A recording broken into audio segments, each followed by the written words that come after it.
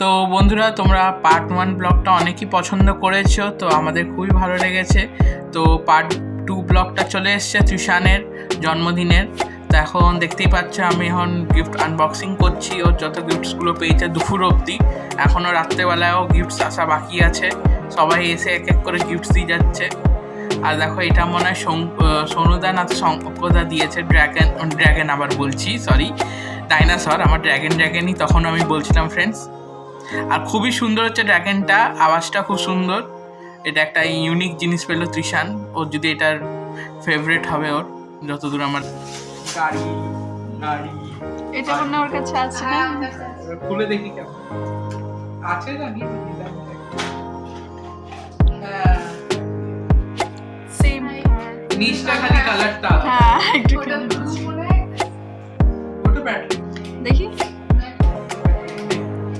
এটা ব্যাটারি লাগাতে হবে। ভালো কাটটা। গাড়িগুলো উঠতেও যাবে।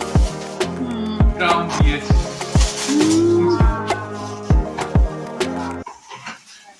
এবারে আমাদের মাথায় এবারে বাজাবে। বাজিয়ে দেখি।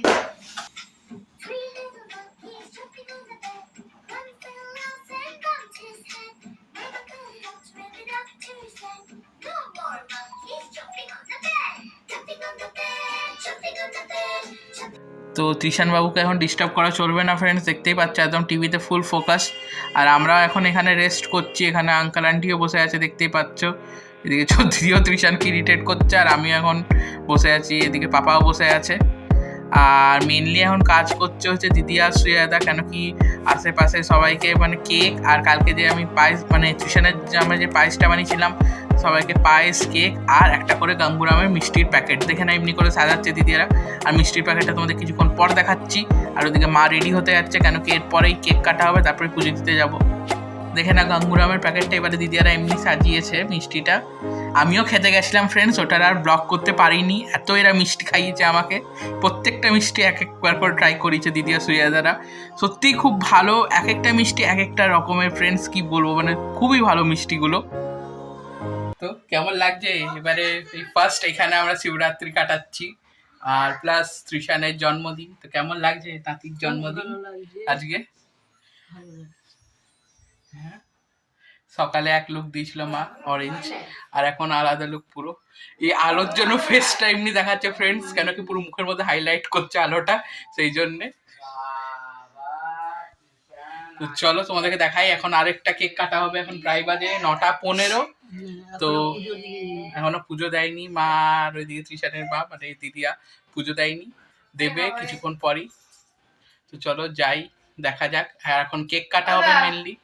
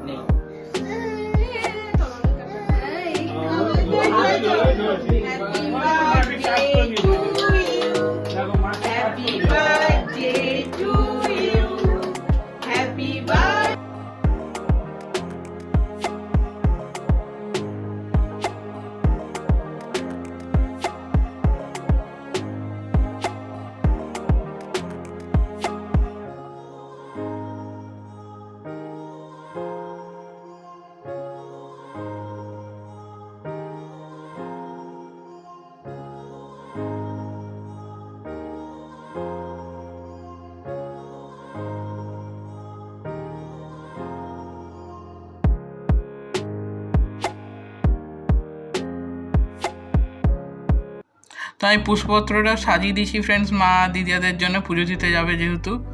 তো দেখে নাও আমার সাজানো গেছে। আর এদিকে মালাও গেঁথেছি আকন্দ ফুলের। তৃষানের মাসি নিয়ে এসেছিল আকন্দ ফুল, তো ওটার মালাটা আমি গেঁথেছি বড় বড় করে।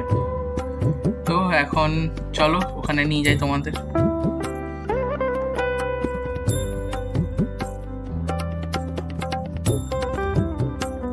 কি তোর মুখ দেখাবো তোর?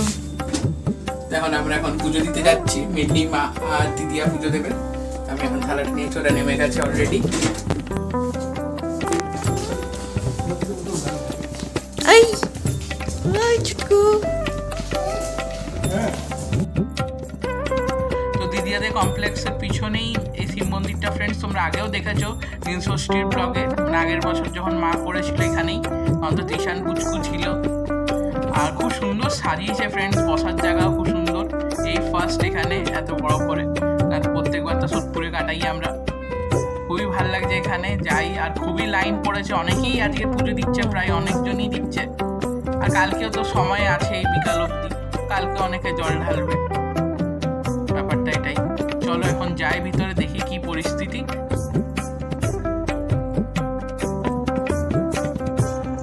প্রায় 1 ঘন্টা পর মাদের বাড়ি আসলো পুজো দেওয়ার, দেখতেই পাচ্ছ প্রচুর লাইন আছে।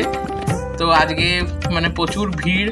তো মারা পুজোটা দিয়ে নিক, তারপরে তোমাদের সাথে আবার কথা বলছি। তোমরা দেখো আর ব্লগটাকে প্লিজ প্লিজ এনজয় করো।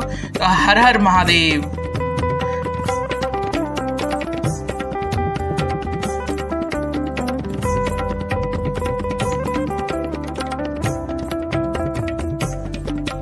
তো আমাদের সাথে এখন ত্রিশান বাবু এসছে, দেখতেই পেরেছো সুজাতার কোলে আছে, কেন কি মন্দিরের সামনে সুজাতা দাঁড়িয়ে আছে। আর তো প্রায় এখন বাজে 11:15, আর এদিকে দেখো ত্রিশান জেগেই আছে, আমাদের সাথে মন্দিরে গেছিল, দেখতেই পারলে তোমরা। এখন ওর একটু মুড অফ হয়ে গেছে। সকাল থেকে অনেকটা আমাদের হ্যাঁ করেছে। হ্যাঁ, আজকে আনন্দে ও বিকালবেলা ঘুমায়নি, এখন একটু খেচখেচ হয়ে গেছে, একটু রেস্ট করবে।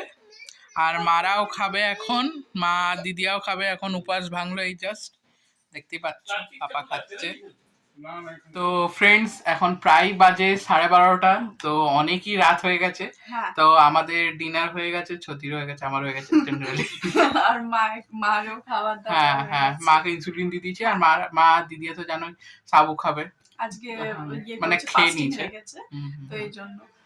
আর এইদিকে ত্রিশানও একদম ঘুমিয়ে পড়েছে, একদম ও একদম টায়ার্ড। লাস্টের দিকে কেমন খানখান ও আজকে মানে এত এনজয়মেন্ট করছিল, মানে ওর ঘুমই আসেনি বিকালবেলা, একদম এখন গিয়ে 11টার মধ্যে ঘুমিয়ে গেছে। এটাই হচ্ছে মানে একটা মিরাক্কেল, কেন কি ও 11টা ঘুমায় না জেনারেলি, ও 1টা দিয়ে 2টোর মধ্যে ঘুমায়।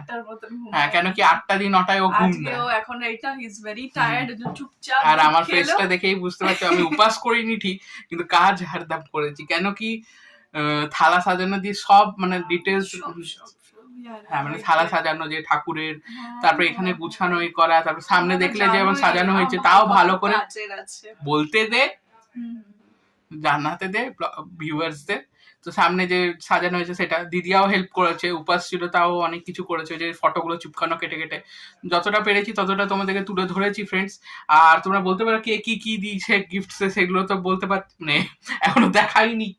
মেন তোমাদেরকে একটা ক্লিয়ার করে দিই যে আন্টি আঙ্কাল মানে দিদিয়ার শ্বশুর শাশুড়ি, ত্রিশানের ঠাকুমা ঠাকুরদা সবই তোমাদের বলে দিলাম।